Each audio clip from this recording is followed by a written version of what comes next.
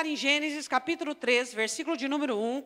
E nós vamos analisar o 1 e o 2. As canetas estão sendo distribuídas, tá? E traz uma para mim também, que eu estou sem. Então vamos lá. Gênesis 3, 1. Ora, a serpente era a mais astuta de todos os animais do campo que o Senhor Deus tinha feito. E esta disse à mulher: é assim que Deus disse, não comereis de toda a árvore do jardim? Então, o que nós percebemos, obrigada, o que nós percebemos aqui, uma coisa muito interessante, é um questionamento e uma pergunta de Satanás para Eva. Então, a primeira coisa que nós vamos falar é de astúcia. Se você quiser acompanhar no questionário que eu te dei, depois você vai responder. Astúcia. Eu não posso falar e ficar olhando para aquilo ali. Não vem que não tem. Astúcia. Tá bom, não tem importância. Sejam bem-vindos vocês aí de casa também, que estiver olhando aí. Ó, vamos lá. Astúcia, tá? O que é astúcia? Diga aí para a pessoa do seu lado o que é astúcia. Sagacidade. Agora explica o que é sagacidade. A sagacidade é a perspicácia, é a profundidade, no dicionário está, uma profundidade de espírito para ser ardiloso, para encontrar trâmites e meios. Então, a astúcia, a serpente era a mais astuciosa, o animal mais astucioso do jardim. Então, quando falamos em astúcia, falamos em técnicas nocivas. Diga isso para o seu irmão. O Evangelho nos dá técnicas inúmeras, mas todas elas abençoadas. O Evangelho nos dá inúmeras técnicas para que resolvamos os nossos problemas, para que sejamos abençoados, para que tenhamos uma família abençoada. O Evangelho ele é cheio de técnicas, de meios, para que nós possamos unir a nossa humanidade ao Evangelho e, então, temos uma dinâmica preparada para a vida. Mas a astúcia é uma técnica nociva. É uma pessoa que usa uma técnica para poder, com um jeitinho mirabolante, poder torcer uma situação para o seu bem. Não levando em conta o bem geral, que é o bem da família. Quando você faz parte de uma família, você tem que optar e sempre escolher pelo bem geral. E não dar ao egoísmo. Tá? Então, a serpente era astuciosa. Então, Satanás usa a serpente e a astúcia dela. A astúcia são técnicas nocivas para que você alcance o que você quer. O que você quer do seu cônjuge? Você não pode usar qualquer tipo de técnica. O importante é o resultado. Não. Você pode massacrar a sua família, massacrar o seu lar, tá? E por meio daquilo que você quer. Então, você não pode fazer isso aqui. Então, você tem que tomar muito cuidado com isso. Você está lendo aí no papel, né? Aí acontece o seguinte, olha. Prejuízos no lar devido à astúcia, devido à maldade. Quais são os prejuízos no lar por meio da astúcia?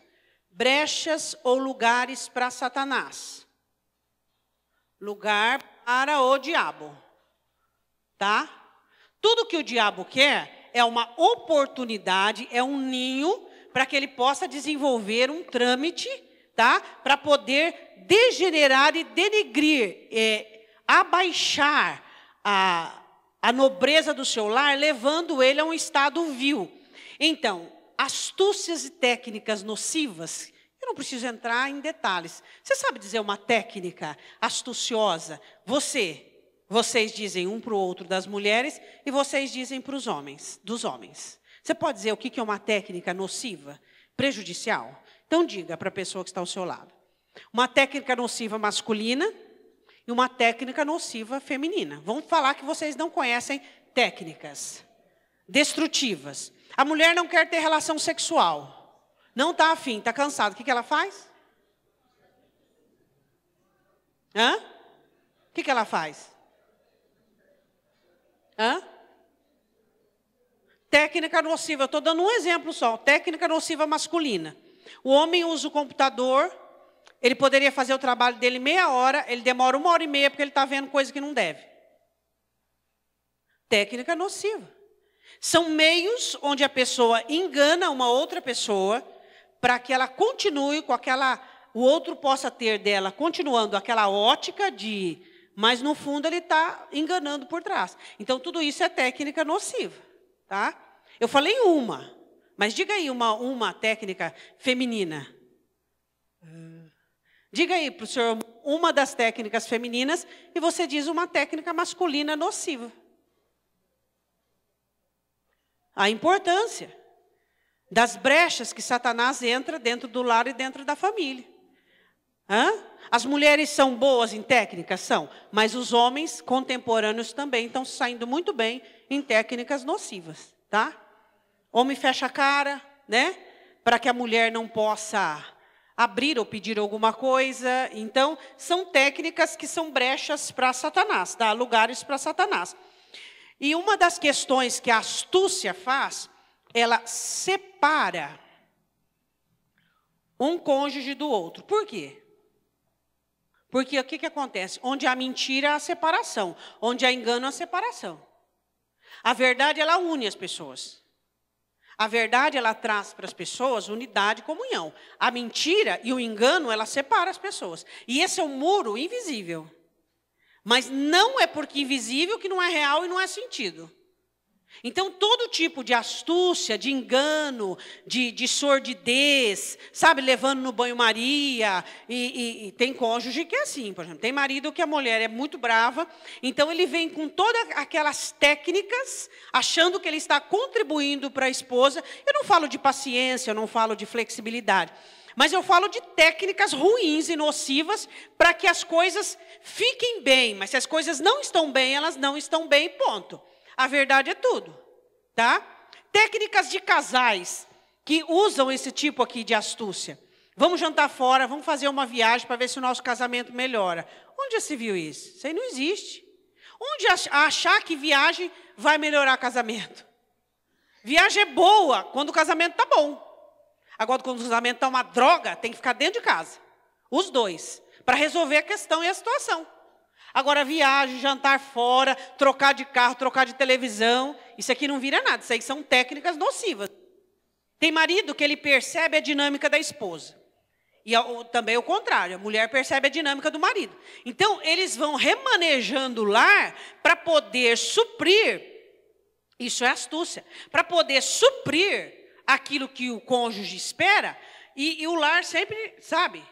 novidade aqui, agora vamos fazer uma viagem para tal, agora vamos comprar um armário que você quer, agora vamos trocar a televisão, agora vamos...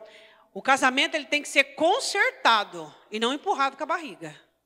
Então, o que é astúcia? São técnicas nocivas para que você apresente um casamento sadio para uma sociedade, até mesmo para a igreja, sendo que o seu relacionamento está doente. Então, tem que ser consertado, não pode ficar passando por cima. Tá? Isso são técnicas nocivas. A serpente, um animal astuto, tá? Que contribuiu, tá? Para isso aqui. Então, a astúcia, ela separa pessoas. Isso não é legal, isso não é bom, tá? Nós temos que ser autênticos e temos que ser verdadeiros. Amém? Bom, Gênesis 2, do 15 ao 17. Eu li Gênesis 3, 1. Li? Ora, a serpente, a mais astuta de todos os animais do campo. Agora, Gênesis 2, 15. Tomou o Senhor Deus o homem e o pôs no jardim do Éden para lavrar e guardar. Diga, o trabalho vem antes da maldição. A dificuldade no trabalho é depois da maldição. O trabalho é bênção. Ele vem antes da maldição. A dificuldade no trabalho, tá? Vem depois da maldição. A terra produzirá espinhos e abrolhos do suor do teu rosto, tu comerás. Agora, lavrar e guardar o jardim é trabalho. Abençoado. Então, o trabalho é antes da queda. Então, o trabalho é uma bênção.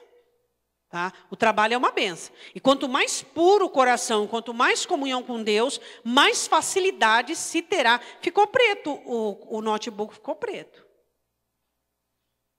Então, quanto mais, agora que eu vi que ele ficou preto, quanto mais bênção, quanto mais pureza de coração, mais facilidade você terá no seu trabalho. Quando nós falarmos de trabalho, nós vamos falar sobre isso. Quanto mais o coração tiver preto, negro, trevas, mais dificuldade você tem no trabalho. Isso é óbvio. Então, o que nós vamos analisar? Vamos analisar o seguinte, olha. E ordenou o Senhor Deus ao homem, versículo 16, dizendo: de toda árvore do jardim se comerá livremente. Diga, que bondade. Quantas árvores existiam, não é? Mas da árvore do conhecimento do bem e do mal, dela não comerás, porque no dia em que dela comeres, certamente morrerás. Então, ficou claro? Diga para o seu irmão, clareza. Ficou claro aqui? Tem alguma dúvida? Tem alguma questão? Não ficou claro aqui?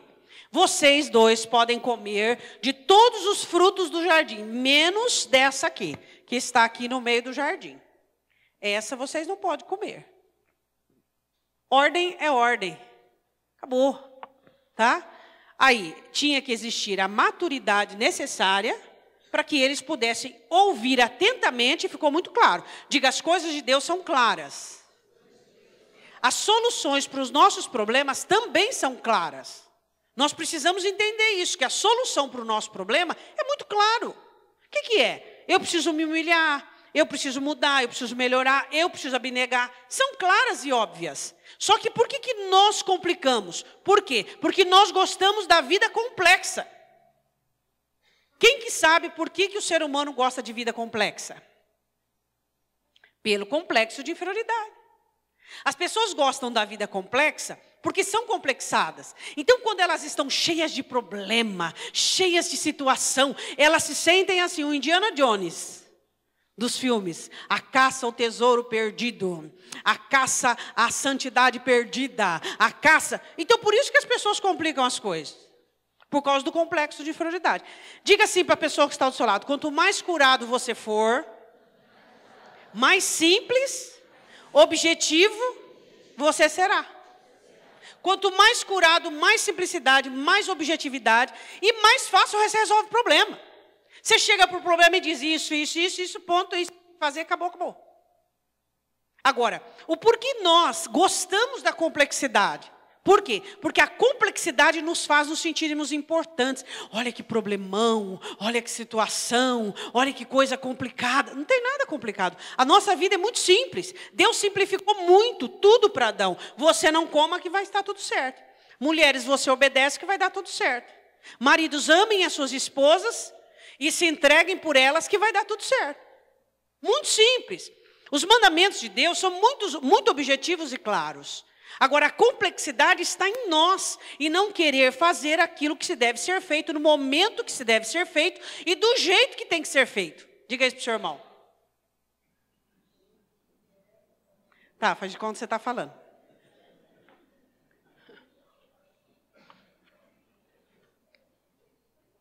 Vamos lá. Regras gerais no lar. O que são regras gerais no lar? Regras gerais do lar. Diz aí uma, vamos lá. Regra geral, que vale para todo mundo. A mulher tem que ser fiel ao marido. Regra geral. O marido tem que ser fiel à mulher. Pronto, eu falei uma, agora é com vocês. Vamos lá.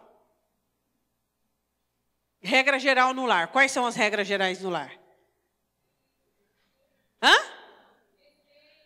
Respeito, gentileza, situação financeira rudimentada. O que mais? São regras gerais, não são? O que mais que são regras gerais de um lar? Os filhos têm que ser educados, tanto pelo pai quanto pela mãe. O que mais? Não pode ter mentira, tem que ter autenticidade, tem que ter verdade. O que mais? Respeito foi dito, o que mais? Regras gerais, que vale para todo mundo. Todo lar tem que ser embasado nessas regras gerais. E essas regras gerais vêm do quê? Da palavra de Deus. Não é? Então, são regras gerais, que vale para o meu lar e vale para o seu lar. Tá? Então, qual foi a regra que houve lá? Vocês não podem comer daquilo que é proibido. Existem proibições no seu lar. E elas precisam ser evidenciadas. Daqui a pouco nós vamos falar sobre isso, tá? Então, vamos lá. Para que seja um lugar agradável e seguro. É para isso que existem as regras gerais. Agora, também existem regras particulares. O que são regras particulares? O que são? Cada lar tem as regras gerais, tá? De rudimento, de embasamento, mas todo lar também tem as regras particulares. Quais são as regras particulares do seu lar? É aquilo que continua deixando o ambiente seguro, agradável, confortável. O marido é irritado e nervoso. E a mulher conhece quando ele já está aqui quase na tampa. Ele faz assim com a sobrancelha. Erga a sobrancelha para cima. Isso é uma regra particular. Quando ele ergueu a sobrancelha, o que a mulher tem que fazer? Quietinha. A mulher também tem dias, tem gente que usa tudo quanto é coisa, né? É um dia que está lá não está bem. E o marido sabe, já viu logo cedo, resposta curta, grossa, objetiva, viu que não está para conversa. São regras de um lar. Então, o que ele faz? Maneira. São regras particulares de um lar. Tá? O marido é um mau administrador, ele não sabe administrar. E a mulher, porque a Bíblia diz que ela tem que ser obediente, ela deixa o marido assim, ela vive no escuro, vive sem água, água corta, luz corta. Por quê? Porque a Bíblia diz que ela tem que ser submissa. Ela não consegue entender que tem regras particulares no lar. O marido não é um bom administrador. O que ela tem que fazer? Pouco a pouco ir rebuscando as finanças do lar. Pouco a pouco. Entende? Porque ela não pode criar os seus filhos uma situação, numa maratona de falência. São regras particulares dentro do lar. O marido é um bom administrador, não é? Tudo bem, não tem problema nenhum. Tá? Lembra que eu sempre explico para vocês? Num casamento, nunca os dois têm as mesmas aptidões. Sempre um tem mais numa área, o outro... E aí, o que vocês fazem? Vocês são um casal, uma família. Então, os dois usam o adjetivo de um, o adjetivo do outro, os defeitos a gente ignora e trabalha neles, e faz o quê? Para abençoar o lar. Então, precisa ser entendido. Quais são as regras particulares do seu lar, você sabe? Regras particulares do lar. Por exemplo, a mulher sabe, tem criança pequena, e ela sabe que o marido odeia chegar e a criança está suja. O que ela vai fazer? Antes do marido chegar? Dá um banho na criança. Então, são regras que você precisa estar atento, tá? São regras que você está atento. Por exemplo, a sua mulher é uma pessoa muito verdadeira, o seu marido é uma pessoa muito verdadeira. Ele odeia mentira. O que você tem que fazer? Nunca mentir. Ele odeia mentira. E se você mente, ele vai perder a confiança em você. Mas, pastora, eu menti porque eu não queria... Olha lá, astúcia, ó. Eu não queria ter um embate, eu não queria ter uma situação assim, desconfortável. Quem diz que nós buscamos conforto? Em primeiro lugar, nós buscamos rudimento e embasamento. É isso que nós buscamos em primeiro lugar.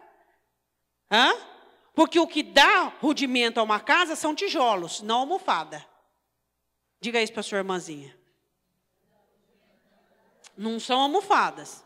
Então, o que nós precisamos entender, quais são as regras particulares que você não está observando. Tá? Você não está observando. Por exemplo, regra geral. O cônjuge vai dormir, o outro fica fazendo não sei o quê. Vai lavar roupa de noite, vai fazer não sei o quê de noite. O casal tem que deitar junto. Tem que dormir junto. Então, são regras que você precisa observar dentro do seu lar. Queria que você pensasse aí, quais são as regras particulares que você não está observando? Qual é o perigo de você não observar a regra particular? Sabe o que acontece? Vai enchendo, enchendo, enchendo, enchendo, enchendo. Aí vem o quê? Divórcio. Não ignore regras particulares. Meu marido, pastor, é muito bonzinho. Ele não é bonzinho, ele suporta. Não existe ninguém bonzinho. As pessoas suportam. As pessoas têm uma quantidade de suporte para aguentar o que vem do outro. Tem gente que tem um baú vamos supor, uma despensa de 200 metros quadrados. O outro tem um baú de 20 litros. Cada um de nós temos um tipo de reservatório para aguentar o outro. Você tem que perceber, regra particular, que tipo de reservatório o seu cônjuge tem. Às vezes ele tem 20 litros só. Você está ultrapassando 28, 38, 58, e aí como é que faz? Aí pergunto, por que não conversa comigo? Por que está me ignorando? Por que isso, por que aquilo outro? Não existe verdade, existe astúcia. o homem está por aqui com a esposa, o que ele faz com ela? Ele começa a ignorar ela. A mulher está por aqui com o marido, o que ela faz? Ela começa a ignorar ele. Em um lar onde existe ignorância, existe o quê? Brechas para Satanás. Satanás começa a operar por meio das brechas, lugar para o diabo operar, tá? Não ignore o seu cônjuge, converse, dialogue. Bom, devem ser estabelecidas e comunicadas. As regras particulares, eu não gosto disso. Você já disse para o seu cônjuge o que você não gosta? Eu não gosto de chegar no banheiro e pegar a toalha no chão. Aí você pega a toalha, engole. Você pega o sabonete e engole. Uma hora você vai ter que vomitar. Você vai vomitar em quem? Hã? Você entrou para tomar banho, a bucha, a mesma bucha, comunidade, que tudo, você usa e ele usa, ela está cheia de sabão, cheia de sabonete velho do corpo. Poxa, espera aí um pouquinho, eu não gosto disso. Ó, então vamos dividir as buchas, não é? Vamos dividir, não vamos fazer isso aí não dá certo. Agora, regras devem ser comunicadas, para que elas possam ser respeitadas. O que você não gosta deve estar claro para o seu marido, e o que você não gosta deve estar claro para a sua esposa. E nós precisamos ser inteligentes o suficiente para respeitarmos regras particulares, porque somos pessoas individuais e diferentes. Fomos criadas em lares diferentes, situação diferente. A mulher é chata, o guardanapo dela fica 2 dias de molho. O marido pega, caiu água no chão, ele passa o guardanapo no chão. Tá, o chão está limpinho, mas ele passa o guardanapo no chão. Aí a mulher fala assim para o marido, bem, o que você está fazendo? Não, bem, está limpinho, o chão está limpinho. Mas peraí, aquela mulher vai pegar o guardanapo, vai pôr para lavar de novo. Ela demora 2 dias para branquear o guardanapo. Então, são regras que precisam ser respeitadas, tá? Não pode. Eu dou alguns exemplos, mas você pode dar inúmeros de regras que precisam ser estabelecidas e comunicadas e respeitadas, tá? Então, você precisa aprender a respeitar. Por exemplo, o marido tem nojo de cabelo. Ele vai escovar os dentes, a mulher secou o cabelo, está cheio com aqueles cabelão comprido, que se ele duvidar, enrosca e enforca ele. Não é? Não pode. Tem que respeitar o ambiente um do outro. Tá? Então, pessoas que convivem juntos devem ter regras particulares que são comunicáveis, estabelecidas, tá? E respeitadas. Diga amém. Nós precisamos aprender isso, tá? Elas não devem ser abusivas. O que é uma regra particular abusiva? É quando ela tira a liberdade do outro. Diga para o seu irmão, suas regras não podem ser abusivas. Elas não podem, o abuso. O que é um abuso? Um abuso é quando você tira a liberdade do outro. Tá? Então tem que encontrar um determinador comum ali, ó. Tá? Tá, você vai escovar o cabelo, então tá, custa, depois que você escovar, ir tirar os cabelos e jogar não sei aonde? Tá, eu não quero que você escove o cabelo aqui. Não, aí não, a casa é de todo mundo, e isso é uma regra abusiva. Tá? Então você precisa entender, por exemplo, quando eu estou dormindo, eu não quero que faça um pio na casa. Peraí, uma regra abusiva. Peraí, como é que você vai? A pessoa está dormindo, você não... A panela cai, o prato cai, a criança fala, você conversa, o outro ri. Claro, uma família. Então, pessoas egoístas têm regras abusivas, tá? Totalmente abusivas. A mulher quer que você acabou de comer, você vai lá, pega o seu prato e lave o seu prato, e enxugue o seu prato. Não está bom pôr na pia? Está bom pôr na pia. Depois não lava. Se quiser lavar, eu lavo, você lava, tu lava. Mas eu não estou afim agora de lavar meu prato, enxugar e pôr no lugar. Não estou afim, agora eu não quero. Comi bastante, eu não quero fazer. Então, uma regra abusiva. Aí o marido não faz, ela já cata o prato, já joga na pia. Tá? Então, as regras particulares, você tem que tomar cuidado com o abuso. Diga uma regra abusiva do seu cônjuge e você do seu. Diga aí, uma regra abusiva.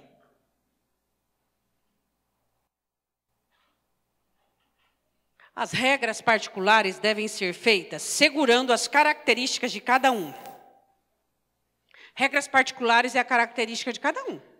Por exemplo, tem gente que não liga com uma coisa, outro liga com a outra. Não é verdade?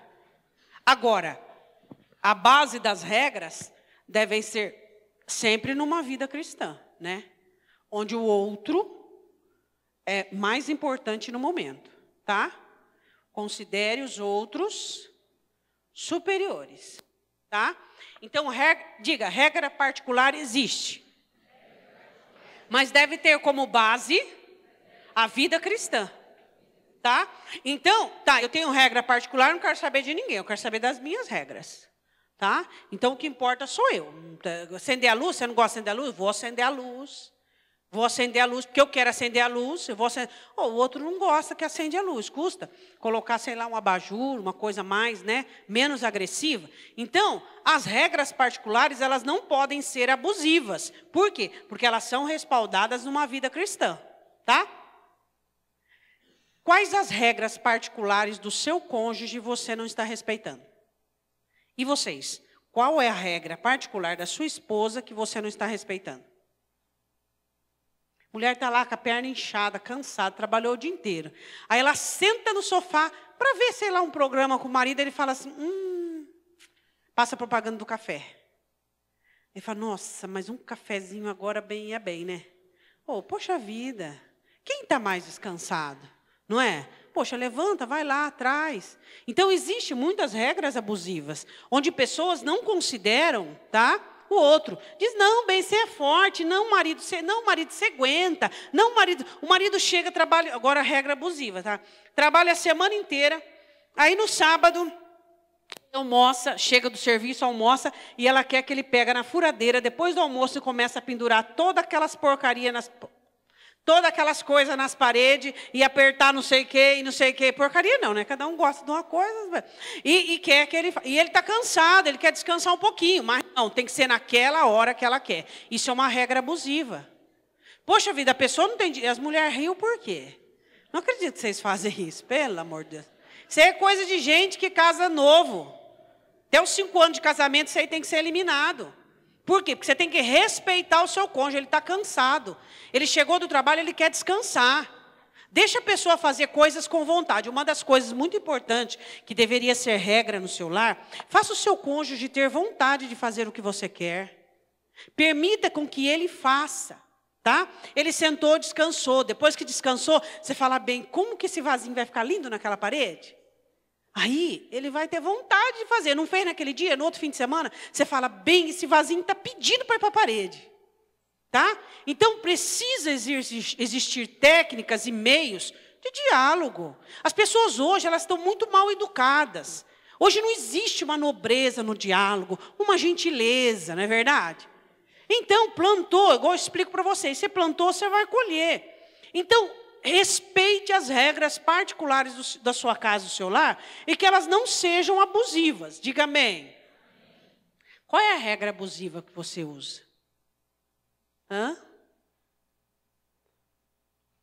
Regra abusiva.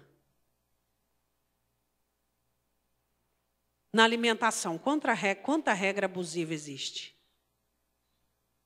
A mulher nunca faz nada para agradar o marido.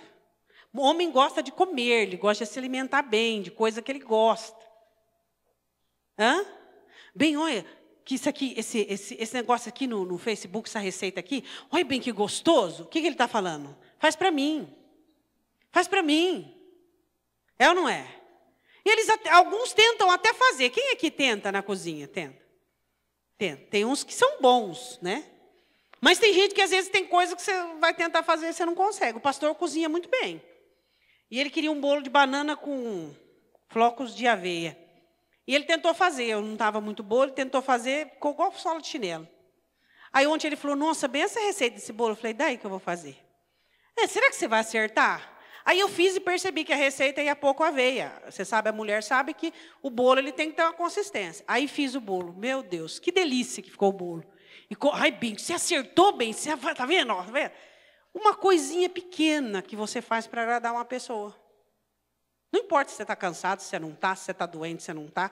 Podendo ficar de pé, podendo agradar, podendo fazer. E não é só mulher, não, o homem também. Então, isso deve existir entre vocês. Isso é o romance. Sabe o romance do namoro? O romance do namoro é uma coisa, tá? Romance do namoro era palavras, não é verdade? Palavras e beijos, não é verdade? E bilhetinhos. O romance no casamento são atitudes. Diga isso para o seu próximo. São atitudes. Nós vivemos para poder servir uma outra pessoa. Isso é importante. O romance no casamento são ações e atitudes. Isso é importante, tá? Olhe para sua irmã e diga assim: a mulher pode ser durona no trabalho com o diabo. Diga, com o diabo, a mulher tem que ser durona com o diabo. Diga, mas dentro de casa deve ser uma moça.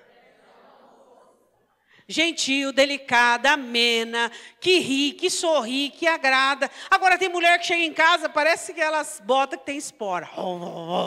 Ah, peraí, né? Não dá certo. A mulher, ela tem que ter o perfil diferenciado. Ela tem que ser a primeira a ficar quieta, a primeira a se calar. É a mulher. A primeira a perdoar tem que ser a mulher. Por quê? Vocês têm a resposta?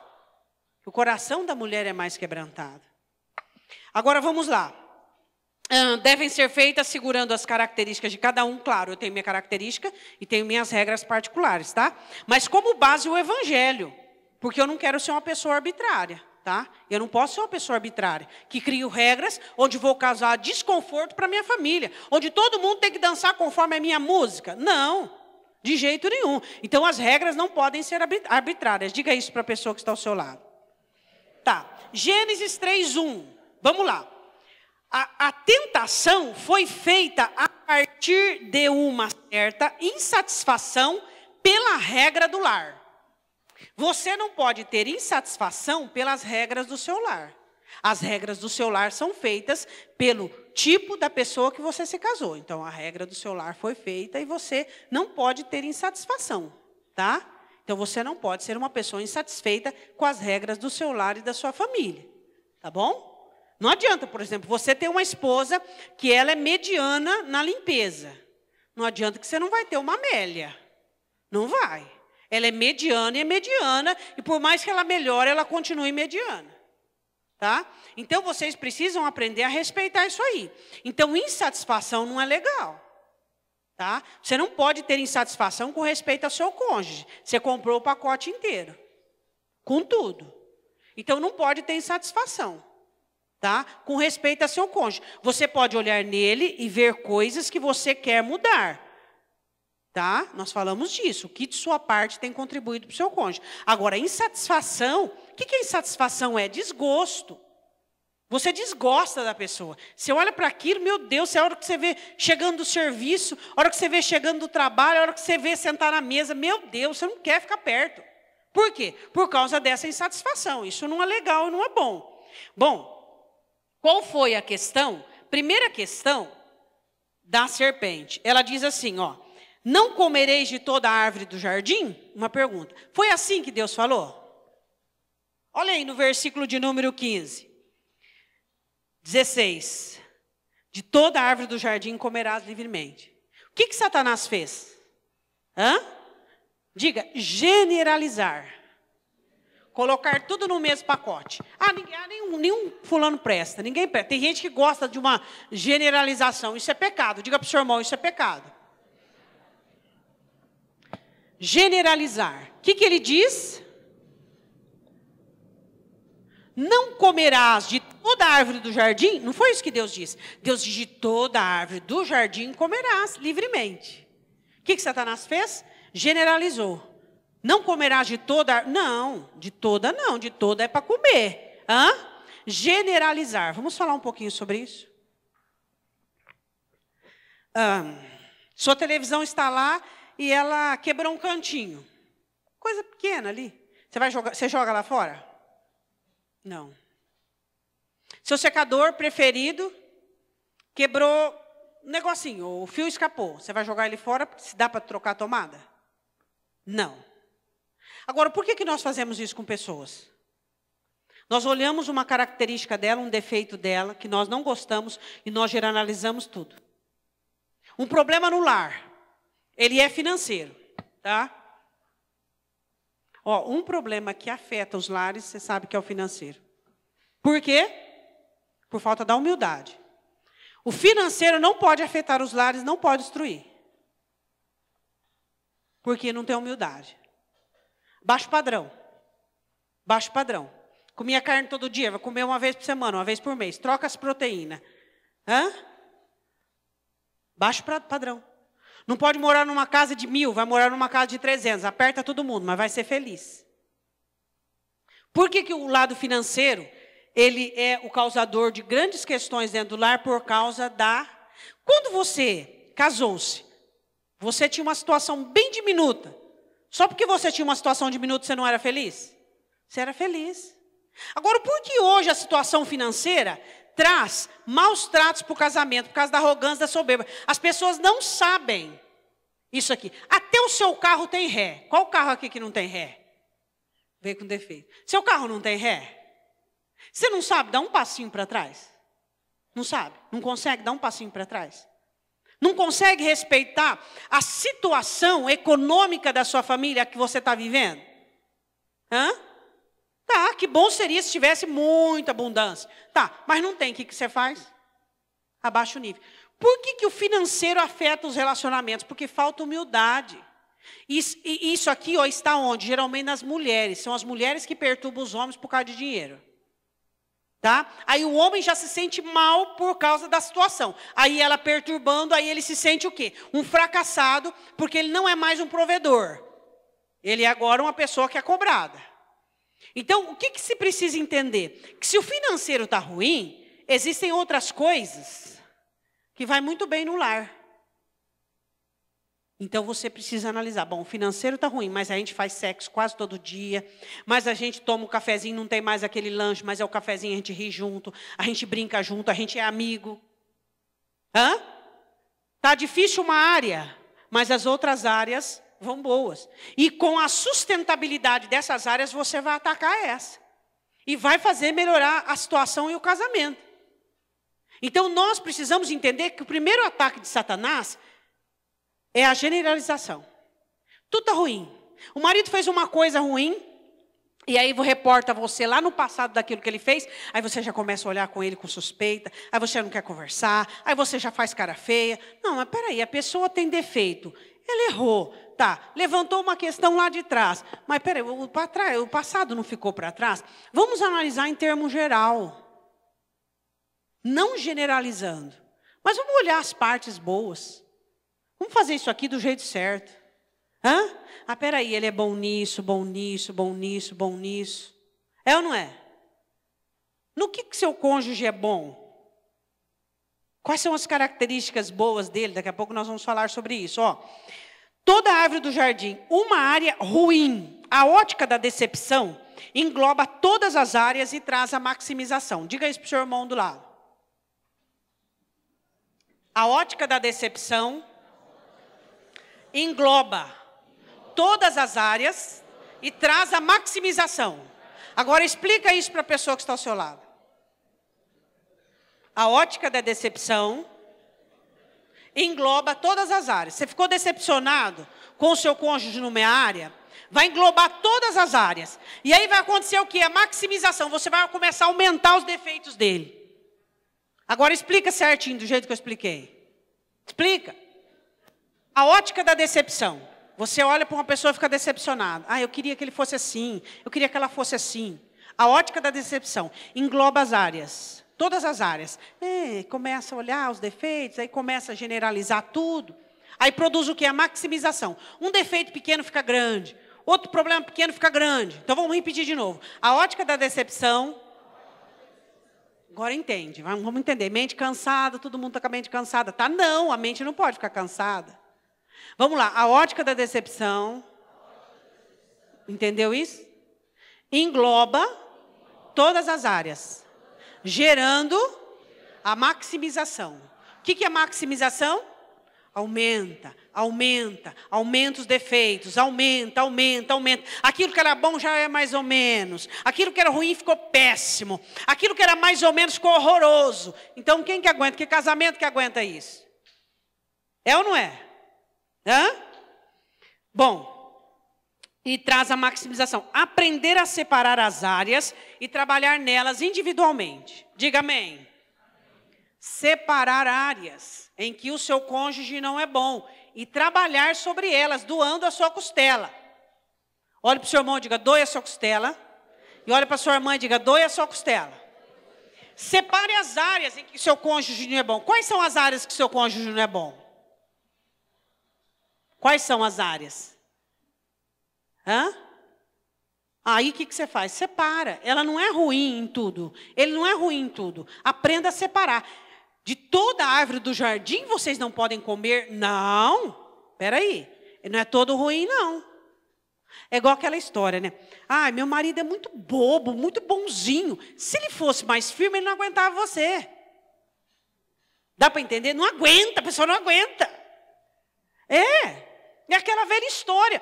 A mulher, ela é terrível, brava, exigente, enérgica. Aí, ela casa com o homem, obviamente, vocês já perceberam isso, né? As mulheres bravas, geralmente, pegam os homens melhores, mais bonzinhos, mais tranquilos. E os homens mais bravos pegam as mulheres mais... Aí você fala, pastor, e quando um bravo pega outro bravo? Aí tem que entrar Cristo assim com tudo, marretando para tudo quanto é lado. É ou não é? Para poder dar certo. E entrar um bonzinho com um bonzinho, um tem que despertar, porque senão, ó, tudo tá bom, tá indo para baixo, tá tudo bom, né? Aí não dá certo. Então, mas sempre dá certo, um bravo casa com um bonzinho. Aí o que acontece? Você precisa aprender a separar as áreas. Espera aí, ele é bom, assim, devagar, quase parando, só que eu sou motor 400. Agora, se eu casasse com o motor 400, a gente ia bater de frente. Né? Porque a gente ia girar para tudo quanto é canto, a gente ia bater de frente. Então tá, ele é melhor, bonzinho, mas ele tem assim, tem o quê? Os prós e os contras. Tem o ônus e o bônus. Dá para entender? Eu gosto de mulher assim, determinada, arrojada. Gente, olha essa moça. Gente, ela é segura, ela é firme. Vai ser uma mulher marruda. Olha, gente, esse homem, olha, meu coração chega até a disparar, bravo, decidido, não, nós vamos aqui, não sei o quê. Olha, depois que casar, entendeu? É ou não é? É um seminário para casar, você sabe isso aí, não é verdade?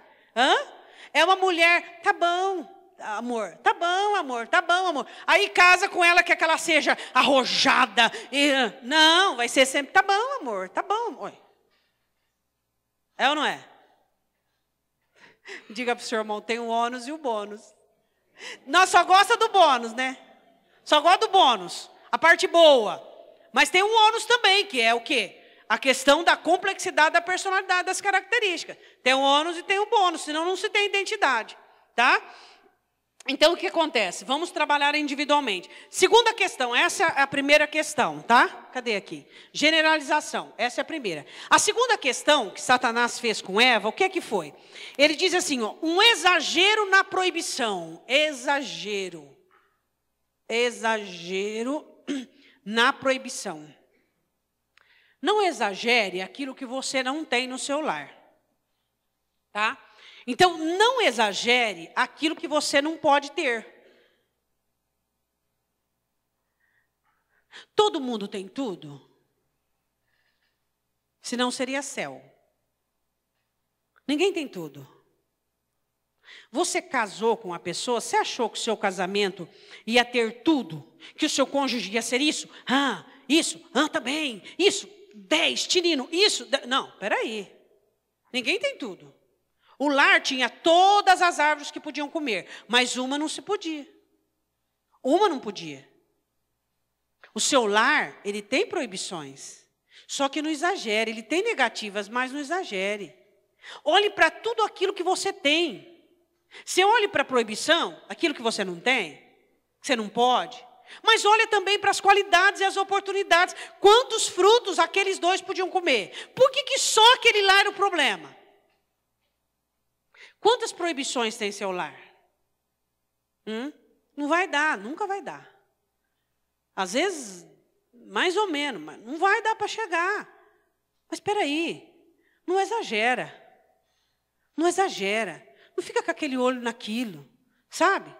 Quanto mais você exagerar o que falta, mais aquilo vai prejudicar o seu lar e a sua família. É bem que, nossa, a gente podia, né? A gente nunca viajou, não é verdade? Nunca. Olha, pastor, tem inveja, bem. Nunca viajei. Quer dizer, vai continuar não viajando. Não é? E fica naquilo, e fica naquilo, e fica naquilo. Pega uma toalha, faz uma cesta boa de piquenique, vai na beira de algum rio por aí, ó. Uma delícia fazer piquenique na beira do rio. É ou não é? Os dois juntos, qualquer lugar tá bom. Mas não, tem que ter o que o outro tem. Olha, eu queria aquela televisão da irmã lá fulano de tal. Poxa vida, a sua também tá boa. Não é? Mas fica numa cobiça, numa insatisfação. Não é verdade? E aí, eu queria aquele carro daquele irmão lá. Aquilo é que é carro. Aí passa na rua, tá dentro do carro, consertadinho, bonitinho, não tem muito barulho. Aí ele fica, olha que carro, olha aquele carro, olha aquele lá. Pelo amor de Deus. Cuidado com a insatisfação. Muito cuidado com a insatisfação. Olha para aquilo que você tem. Não exagere as negativas do seu lar.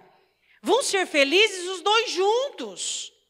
Tá? Quando vocês se casaram, provavelmente vocês tinham menos do que hoje. Vocês eram felizes. Por quê? Porque vocês tinham um ao outro. Agora, um ao outro não é mais suficiente? Por quê? Espera aí, um tem que ser suficiente, tem que bastar para o outro. É ou não é? Seu cônjuge é importante para você? De 0 a 5, que estão as questões aí. De 0 a 5. Não, aí não tem essa questão. Mas de 0 a 5, quanto que o seu cônjuge é importante para você? Então, valorize. Pastora, mas ele tem defeitos, mas ele tem muito mais qualidade do que defeito. Vocês concordam comigo? Então, por que maximiza, exagera a proibição, aquilo que não tem? Por quê? Vamos lá. Denegrindo a bondade de Deus, maculando o mandamento. A bondade de seu cônjuge deve ser valorizada. O quanto você valoriza a bondade do seu cônjuge? Seu cônjuge tem características boas. O quanto você valoriza a bondade? Gentileza, silêncio. Tem cônjuge que ele consegue, a mulher fala, ele consegue ficar quieto. Tem marido que ele consegue ficar quietinho, não fala nada. A mulher fala. Desce como ao canto da boca e ele fica quietinho. Uma característica boa, porque se ele fosse de falar, você saía no tapa no braço. Então, o quanto você valoriza as características boas e ignora as proibições. Terceira situação, distancia um do outro. A insatisfação e tudo isso faz o quê? Distancia um do outro. Eva estava longe de Adão, por isso foi tentada. Diga isso para a pessoa que está ao seu lado. Um protege o outro. Eva estava longe de Adão, por isso foi tentada. A insatisfação causa o quê? A distância um do outro. Começa a ficar triste o ambiente, começa a ficar pesado. Então, a satisfação, ela traz essa unidade, essa conformidade, essa coisa gostosa. Então, a insatisfação, por que Satanás tentou Eva? Porque dentro dela havia uma certa curiosidade, uma certa insatisfação em não poder comer aquele fruto. Então, generalizar, primeiro. Segundo, exagero na proibição. Terceiro, distância um do outro. Tá? Então, vocês precisam entender isso aí. Ela estava longe do marido, por isso foi tentada. E a tentação, o quê? Levou às brechas. Objetivo. Eu queria perguntar uma coisa para você. Distância um do outro. Duas coisas que distanciam duas pessoas. Objetivos diferentes.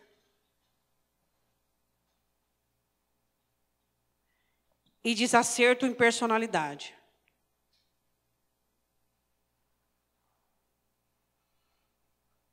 O que é um desacerto na personalidade? A pessoa acha que o outro é obrigado a aguentar tudo. Tá? Diga assim para o seu irmão, duas coisas distanciam um casal.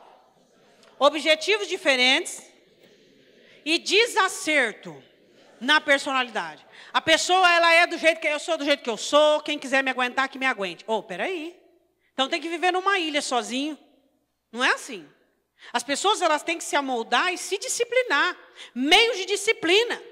Quais são os meios de disciplina? Primeiro, sua consciência. Movida pelo poder da palavra. Meios de disciplina, o próximo que chega e diz, fulano, isso aqui está errado.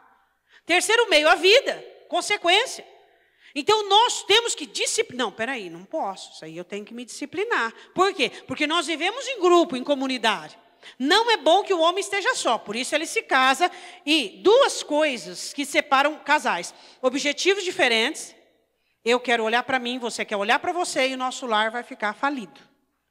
E segundo, desacerto na personalidade. Isso aí afunda qualquer casamento. Diga, eu entendi. Tá. Quarta questão. A pergunta é baseada nos questionamentos de Eva. Diga assim para o seu irmão do teu lado, tudo ou todos os problemas serão baseados nos seus questionamentos. Deu para entender isso? Tudo que você aceita, você resolve. Diga isso para o seu irmão. Tudo que você entende, você administra. Se você consegue entender o problema do seu casamento, você vai administrar. Se você consegue aceitar que o seu casamento está com problema numa área, você vai resolver aquele problema. Mas se você não aceita, não adianta. É reclamação, é murmuração, é maximização, é olhar defeito. Aceita. Você casou com o seu cônjuge, ele falava demais. Você quer que agora, você fica nervoso porque ele fala demais? Ele fala demais. Mas pelo amor de Deus, você fala muito. Ué, mas quando você namorava ele ou ela era assim. Então aceita, entende. E o quê? Os problemas são resolvidos quando não há questionamento. Mas por que é assim? Por que é assim? Por que é assim? Ora, mas peraí um pouquinho. Tudo que é, já era. Uma forma menos, mas já era. Então pare com os questionamentos. Eva tinha questionamento, ela estava perto da árvore. Por isso que a serpente olhou para ela e disse assim, ó, de todas as árvores do jardim, vocês não podem comer, não, só desta.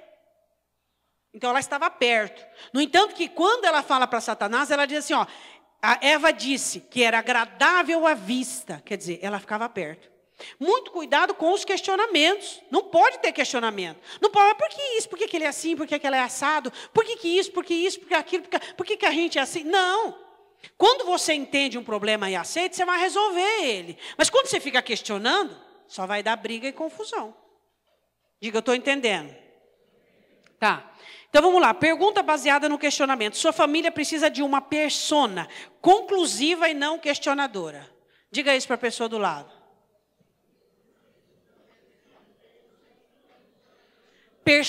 Pessoa, uma persona conclusiva e não questionadora. O que é uma pessoa conclusiva? É isso, ponto, vamos resolver e acabou. Objetiva. Por que aconteceu? Mas se a gente tivesse feito assim. Eu odeio isso, gente, pelo amor de Deus. Eu tenho ojeriza desse tipo de coisa.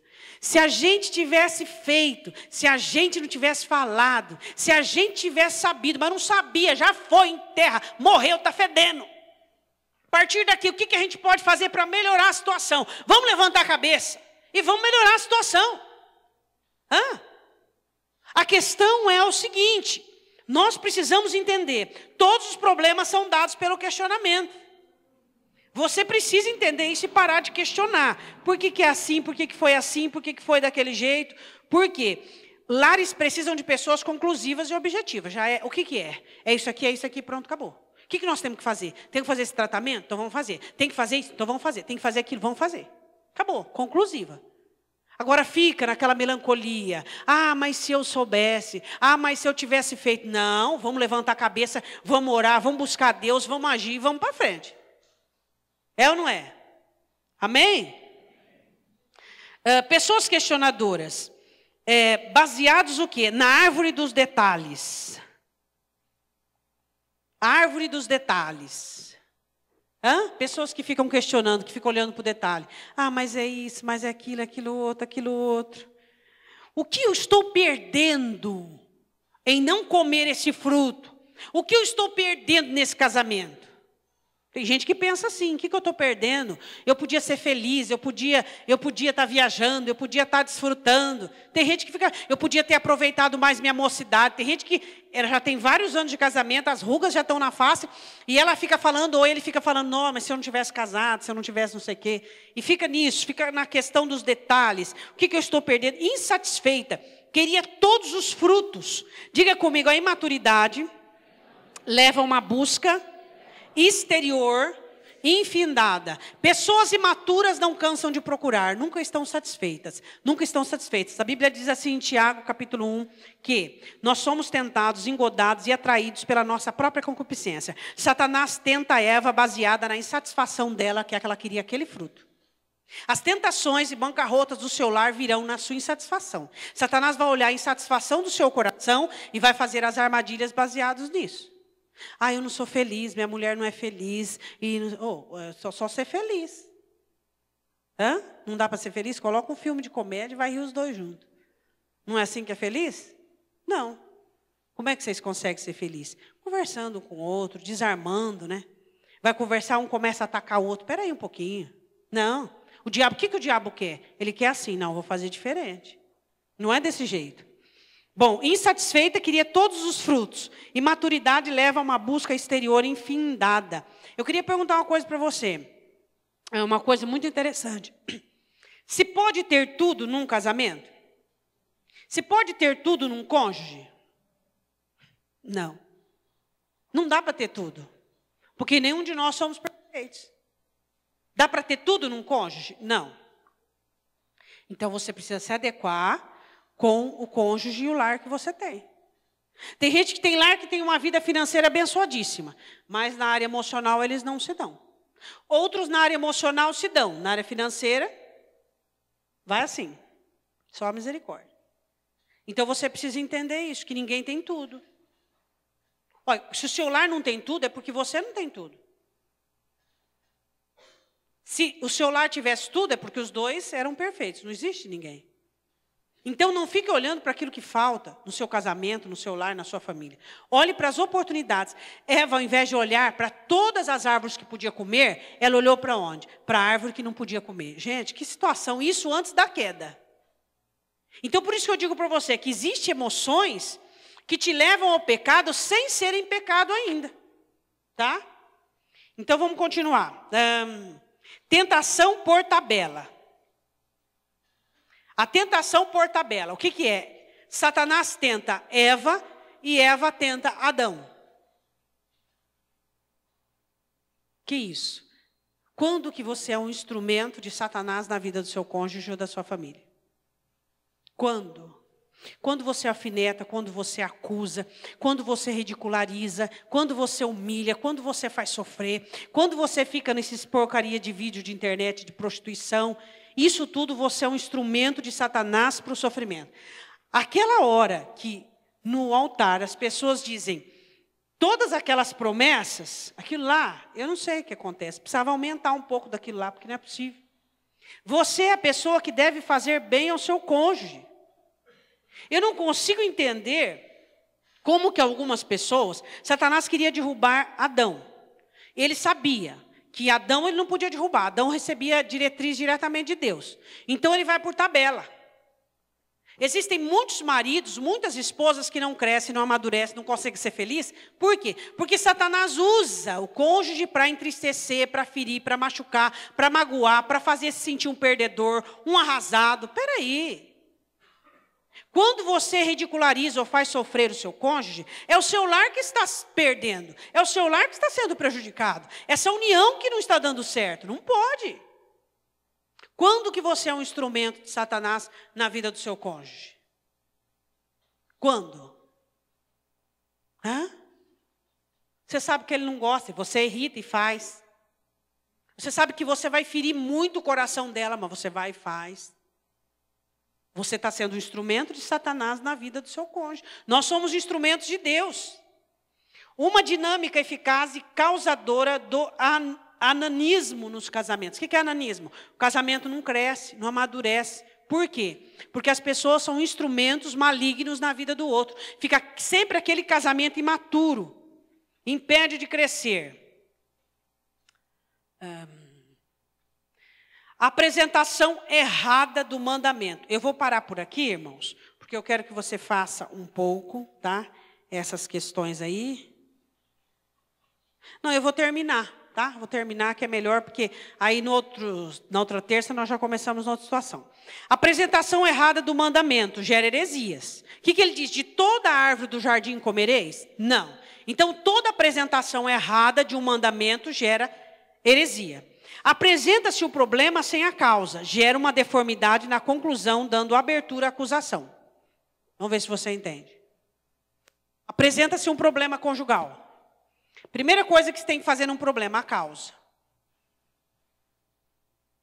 A causa do problema. Tá? Se você não olhar para a causa, mas olhar para o problema, o que vai acontecer? Vai acontecer uma deformidade. Diga, todo problema deve ser analisado a causa. Quando você apresenta um problema familiar sem a causa, gera uma deformidade na conclusão, tá? Dando abertura à acusação. Explica isso para o seu irmão. Quando você analisa um problema sem a causa, você dá lugar a uma deformidade no problema. Isso gera o quê? A acusação. Não foi você, não foi você, não foi você, foi você, foi você. Você está entendendo isso aqui? Todo problema deve ser analisado a causa dele. Qual foi a causa dele? Vamos trabalhar a causa. Se você não trabalha a causa, mas trabalha os sintomas do problema, aquilo que ele fermenta, aquilo que ele cria, o que vai acontecer? Vai gerar uma deformidade na sua análise. E então vocês vão começar a se acusar. Você que fez primeiro, não foi você, mas foi você, foi você, foi você. Deu para entender? Foi o que aconteceu no meio dos dois aqui. Bom, analisando e examinando a causa, encontrará a falta de ambos. Diga, quando eu analiso a causa, eu encontro a minha falta. Quando você analisa um problema familiar entre vocês dois, não analise os sintomas, não analise as infecções, analise a causa. Se você analisar os sintomas e as infecções, vai gerar uma deformidade conclusiva, onde gerará acusações. Cada um vai começar a apontar para o outro. Você fez isso, você fez aquilo, vai gerar o quê? Quem é o acusador? Satanás. Então, todo problema familiar, vocês dois têm que analisar a causa. E na causa, o que você vai encontrar? O seu DNA. Diga, quando você analisa a causa, você encontra a sua participação no problema. Sempre é na causa, não é nos sintomas. Tá? Então, vocês precisam entender isso.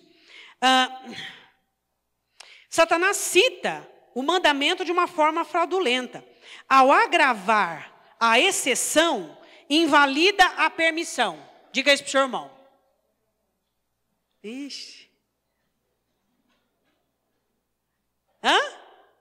O que é que eu disse? O que Eva fez? Satanás fez. Ao agravar a exceção, o que você está fazendo? Invalida a permissão. Explica isso, como funciona no matrimônio. Seu irmão. Explica isso.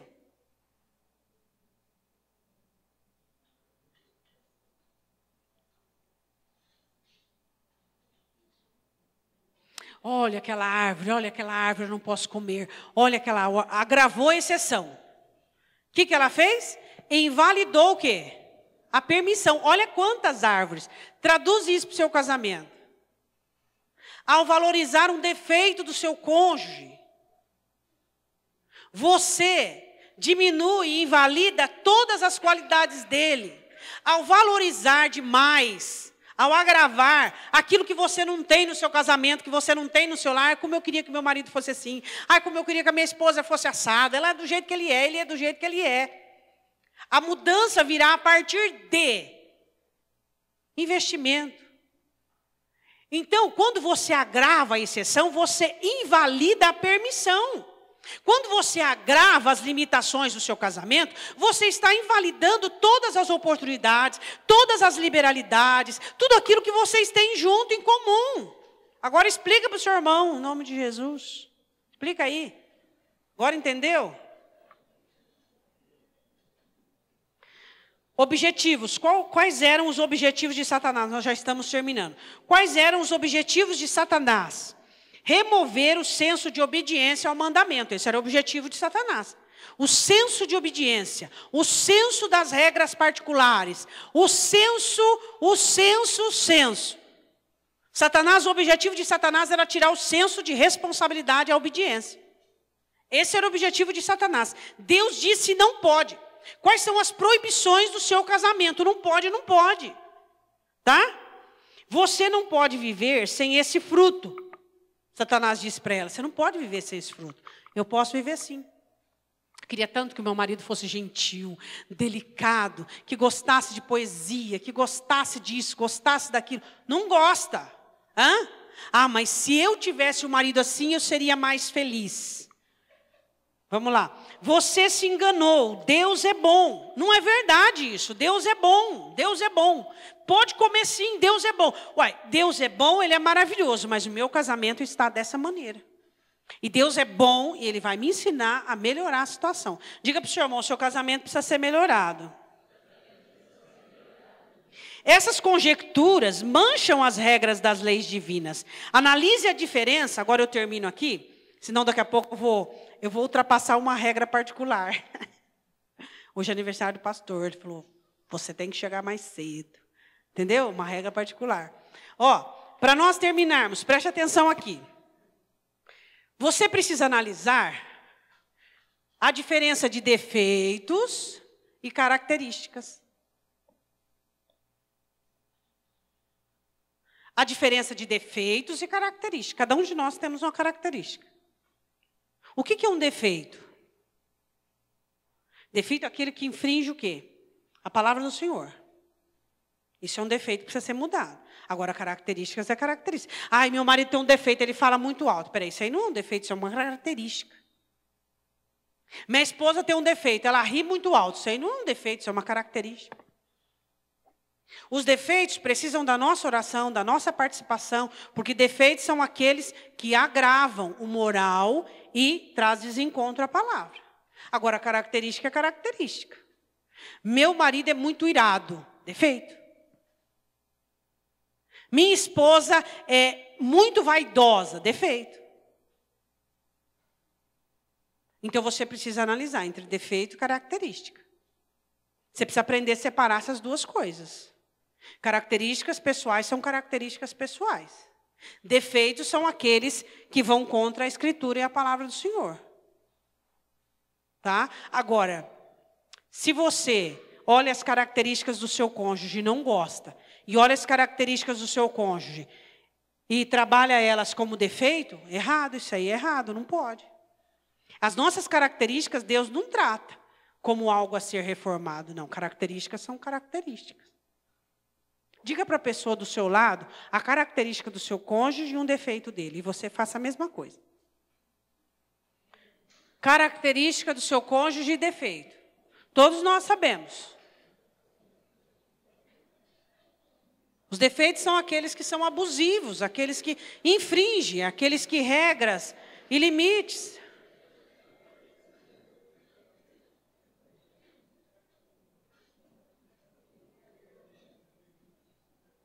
Então, você sabe de se diferenciar, não sabe? Característica de defeito.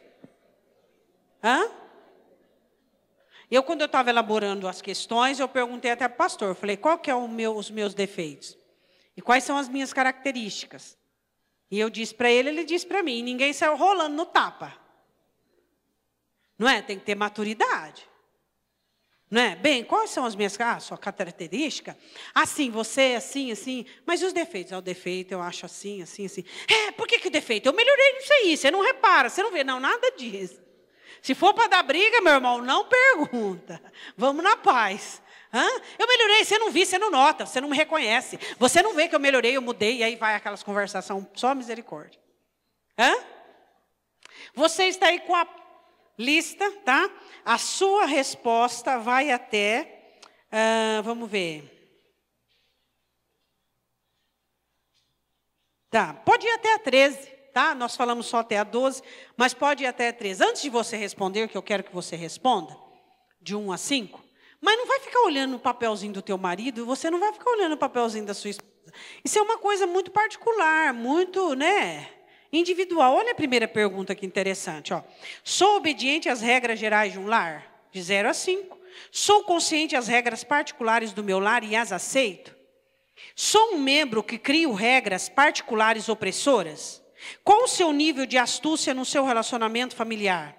Qual a sua inclinação para generalizar as questões familiares? Com que frequência você olha e reconhece a bondade e as qualidades do seu cônjuge?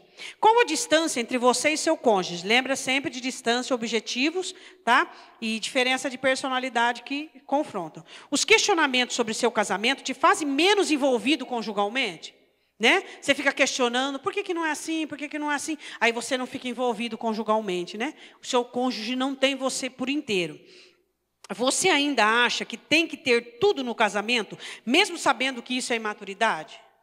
Qual a frequência que você é um instrumento do inimigo na sua família?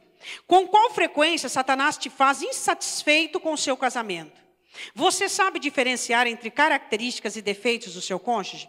Você é alguém flexível para com a sua família, mas exigente e firme para com as tentativas de Satanás? Questionário bom, não é?